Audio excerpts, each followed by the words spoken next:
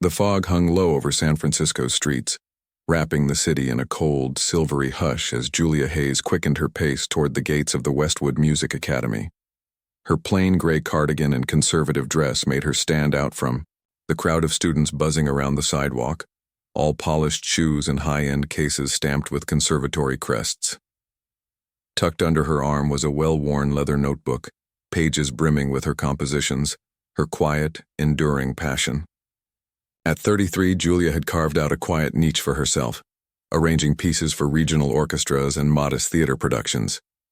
Her work had been played on countless stages, yet her name was barely known. That anonymity? It suited her just fine. "Sorry," she muttered as she sidestepped a lively group of violinists deep in debate. "They say Wellington told Taylor Fisher his Carnegie Hall performance was flawless, but had no soul." One whispered, "He basically disappeared after that." Julia's stomach turned. She remembered that review. Constance Wellington didn't just critique, she condemned. Inside, the Academy's lobby buzzed with nerves and excitement. Julia stepped up to the reception desk. "I'm here for the Composition and Performance Connection seminar," she said.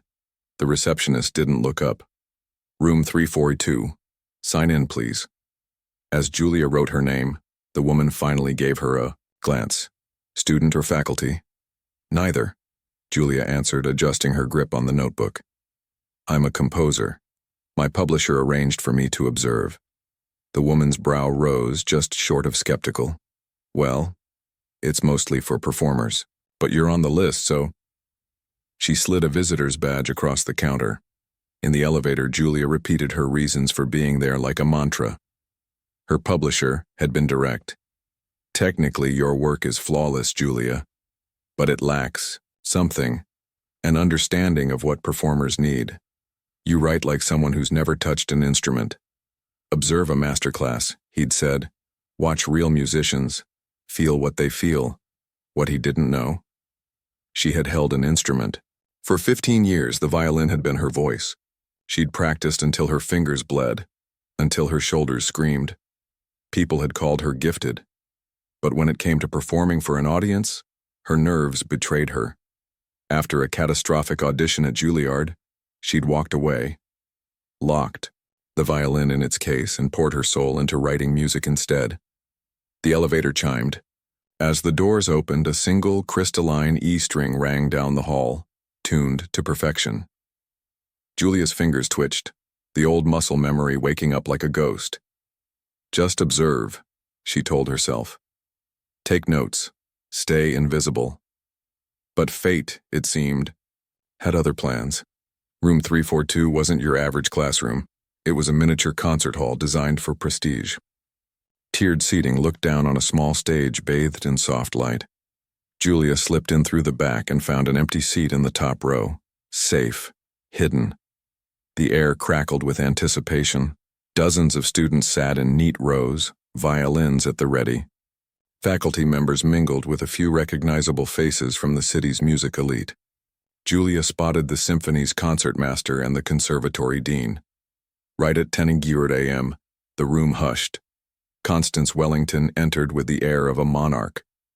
Her short silver bob gleamed, her gold-rimmed glasses perfectly angled. Her blazer, plaid, and clearly expensive, fit with surgical precision.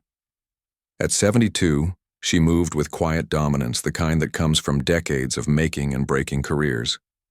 "Good morning," she said, her tone clipped and cool. "I hope you've prepared something worthy of my attention." Chairs creaked as students straightened. Several paled visibly. "For those unfamiliar with my approach," she went on, scanning the room with the sharpness of a hawk, "I don't coddle. The professional world is not kind. Why should I be?" Silence. "I will call on a few of you to perform. I will offer honest feedback. If that terrifies you, the exit is right there." No one dared move. Julia sank deeper into her seat. She watched as Wellington selected her first student, Alexis Chen, poised and confident. The girl delivered a pristine performance. Applause followed. Precise, controlled, and utterly lifeless, Wellington declared. "You play like you're afraid of what the music might say." Two more students played, and the room grew heavier. With each cutting remark, Julia's pen scratched notes into her book. Harsh as Wellington was, her critiques cut to the bone. Painful, yes, but not wrong. Then, as the room settled between performers, Constance's gaze drifted to the back rows. Julia looked away too late. "You," she called, finger pointing, like a dagger. "In the gray cardigan. Who are you?" Dozens of heads turned. "I'm just observing," Julia said, voice barely reaching the stage. Constance lifted a brow. "No one observes my class. Come down." Panic surged. This wasn't part of the plan.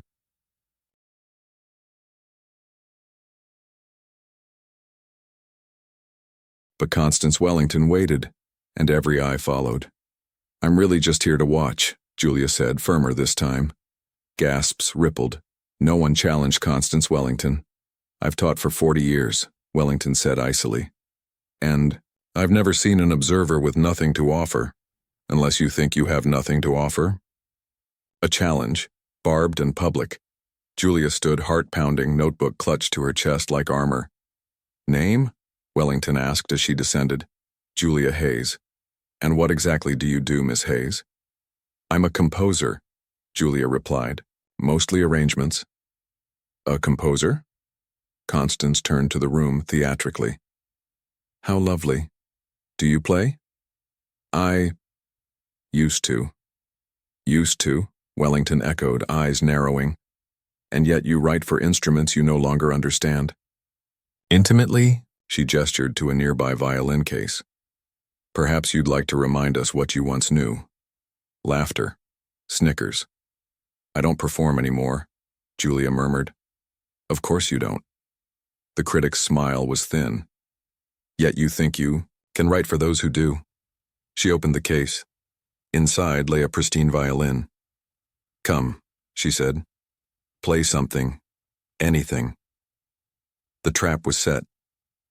Julia hesitated. 8 years had passed since she'd touched a violin. 8 years since that Juilliard audition had broken her. But this was no longer about embarrassment. This was about something deeper. About reclaiming herself. She stepped forward and took the violin. "Perhaps a scale," Constance offered. "Smug. Maybe Twinkle Twinkle," a student whispered loudly.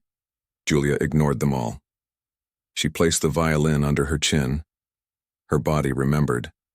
Her soul remembered. She could walk away, or she could rise. She chose. A breath, a note, clear, resonant, unwavering. Then another, and another. Bach's Chaconne emerged, the room going utterly still. The students, the smirks, the critic herself, all vanished as Julia played. This was not the performance of someone who used to play. This was music as revelation, as defiance, as truth. Each note was a memory, a scar, a declaration. I am still here. And Constance Wellington for once had nothing to say. A hushed stillness lingered in the room long after the final chord dissolved into silence. Julia stood motionless, the violin nestled against her shoulder, eyes closed as though still listening to the last vibrations of her truth. What had just filled the room was more than a performance. It was a reckoning. Bach's Chaconne, a mountain few dared to climb, had flowed from her fingers like a living thing. Every note landed with precision. Every phrase told a deeper part of her story. Her body moved in rhythm with the music, swaying ever so slightly as she navigated the demanding double stops and intricate runs. Her left hand glided across the fingerboard with elegance and speed, while her bow carved dynamic textures from the strings, soft as a whisper, then bold as a declaration. In the fourth row, the concertmaster of the San Francisco Symphony leaned forward, no longer hiding his awe.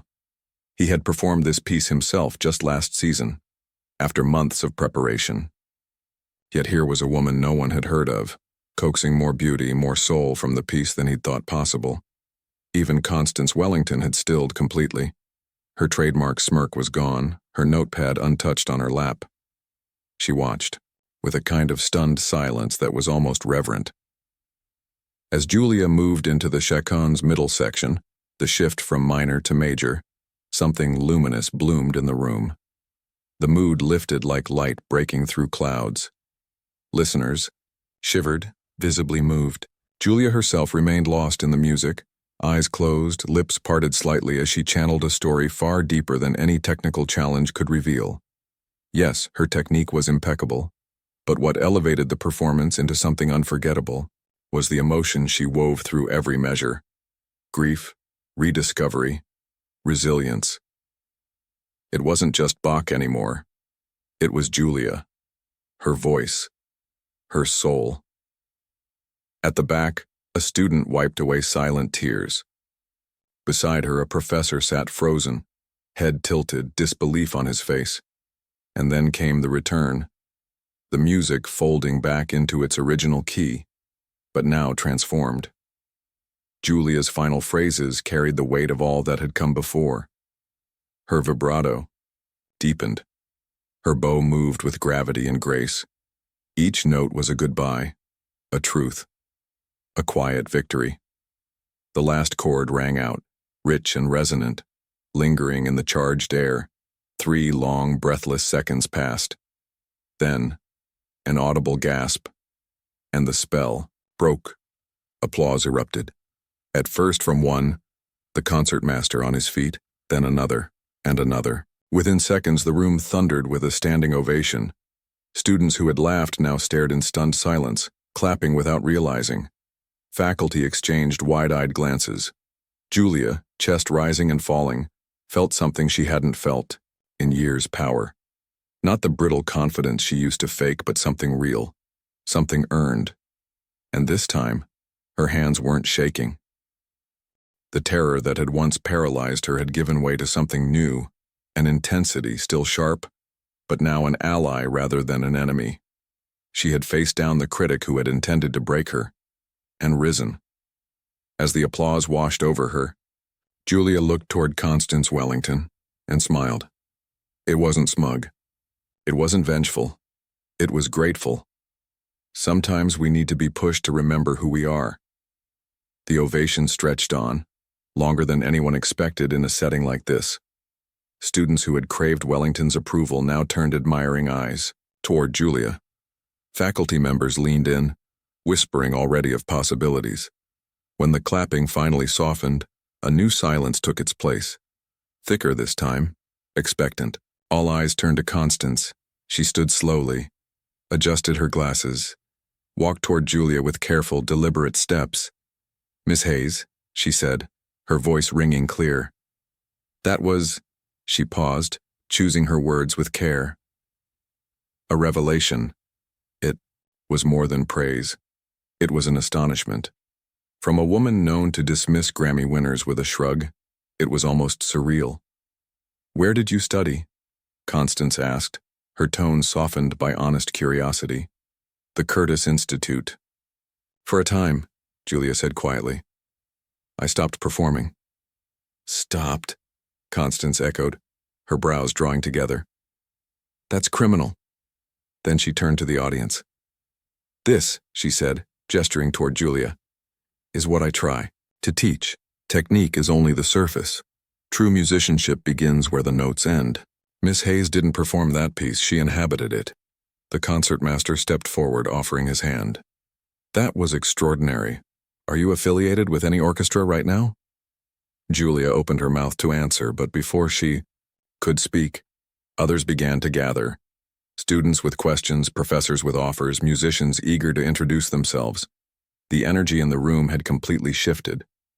Julia, who had arrived determined to stay invisible, was now the undeniable center of attention. She spotted Constance again, now lingering at a distance, arms folded, watching quietly. Their eyes met, and this time, the nod she offered was unmistakable, not quite an apology, but close. A recognition, an acknowledgement. In the span of 20 minutes, Julia Hayes had gone from anonymous observer to a name passed in whispers through the city's musical elite. As the room emptied for a break, Constance approached once more. Julia was gently returning the violin to its case. "You handle that like it's part of you," Constance said. her voice void of its earlier sharpness. Julia smiled. It felt like coming home. "What made you stop?" Constance asked, more curious than confrontational now. "Anxiety," Julia admitted. "I froze during my Juilliard audition. After that, even thinking about performing triggered panic. So I turned to composition." There was a flicker of empathy, small but unmistakable, in Constance's face. "And yet here you are." Julia gave a quiet nod. "You know Martin Wallace, don't you?" Constance asked. Julia blinked in surprise. "You do too?" Constance's lips curved. "San Francisco's music world is tiny. He told me he had a brilliant composer who needed to reconnect with performance. He didn't mention it was you." "He didn't tell me about you either," Julia said with a laugh. "Maybe he set us both up," Constance replied. A silence passed between them, not awkward but charged with mutual understanding. "I'd like to see your work," Constance said. Julia hesitated, then handed over her notebook, leather-bound, pages worn and filled with years of music. Constance flipped through it silently, her eyes narrowing as she read, eyebrows rising with each page. "You've been hiding twice," she said at last. "This is exceptional." She closed the notebook and reached into her bag. "I'm on the board of the San Francisco Chamber Orchestra," she said, offering a card. "We need a composer in residence. There's a performance component as well, someone who understands both worlds." Julia accepted the card. Her hands trembled. Not from fear this time, but possibility. "Think about it," Constance said. "Your gift deserves a stage." 3 months later, Julia Hayes stood center stage at the Herbst Theater, violin in hand. Behind her, the San Francisco Chamber Orchestra waited for her cue. In the front row, Constance Wellington sat poised, program in hand. The piece they were about to play, Emergence, was Julia's, a work born from those life-altering weeks after the masterclass. It told a story of fear, of hiding, and of finding one's way back to the light. As she raised her bow, Julia remembered the moment everything changed. The day a critic tried to expose her weaknesses, and instead reminded her of her strength. The anxiety hadn't vanished. It never would. But now it served a purpose. It sharpened her focus. It meant she cared. She brought the bow to the strings and began to play. Her music reached out into the audience, finding the faces that mirrored the emotions she'd once carried: doubt, fear, longing. And through it all, her composition whispered a quiet truth. It's never too late to become who you truly are.